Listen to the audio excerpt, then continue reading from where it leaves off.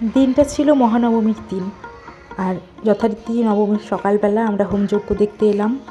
আমার মেয়ের শরীরটা ভালো নেই, সেই জন্য মেয়েকে সাথে করে নিয়ে এসেছি যাতে ওর মানে একটু শরীরটা ভালো লাগে, মনটা ভালো লাগে।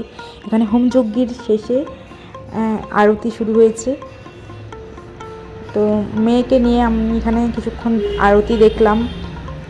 আমার কিন্তু দুর্গাপুজোর সবথেকে ভালো লাগে এই আরতি দেখতে।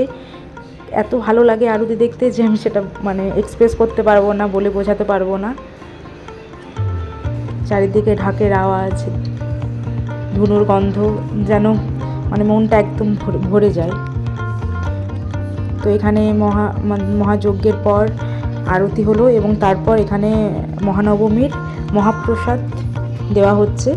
আর এই মহাপ্রসাদ মানে পুরো গ্রামের সবাই গ্রহণ করে থাকে। তো আমরাও এখানে যথারীতি মায়ের মহাপ্রসাদ নিলাম, গ্রহণ করলাম, মেয়েকেও খাওয়ালাম। তো এরপর সরাসরি রাতের কিছু ভিডিও নিয়ে এলাম। তো এটা নবমীর রাত্রেবেলার ভিডিও। বলেছিলাম মেয়ের শরীরটা ভালো নেই, ওই জন্য বাইরে কোথাও যাইনি, এখানে আমাদের ক্লাবেই প্যান্ডেলেই ছিলাম। তো এখানে দেখো মেয়ে এখানে সেলফি জোনের কাছে ভিডিও নিচ্ছে, বলছে আমার একটা ছবি তোলো। তো মেয়ের চোখ মুখ দেখেই বোঝা যাচ্ছে যে মেয়ের শরীরটা ভালো নেই, ওই জন্য বেশিক্ষণ থাকবো না, বাড়ি চলে যাব। এখানে আমার বান্ধবী পিউ, ওর স্টুডেন্টের নাচ চলছিল, তো সেটাই দেখছিলাম, ভালো লাগছিল বেশ। বাচ্চা বাচ্চা মেয়েগুলো খুব সুন্দর করে নাচ করছিল, আর আমারও ছোটোবেলার কথা মনে পড়ে গেল।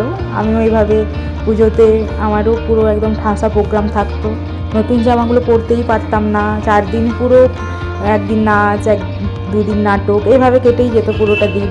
তো সেই নাচগুলো দেখছিলাম আর আমার পুরনো স্মৃতি মনে পড়ে যাচ্ছিল। তো আজকের ভিডিওটা বেশি বড় করব না, বাড়ি চলে যাব, বেশিক্ষণ থাকবো না।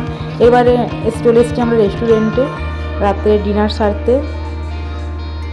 তো ভিডিওটা কেমন, যদি ভালো লাগে একটা লাইক করে দিও। আজকের ভিডিওটা এখানে শেষ করলাম।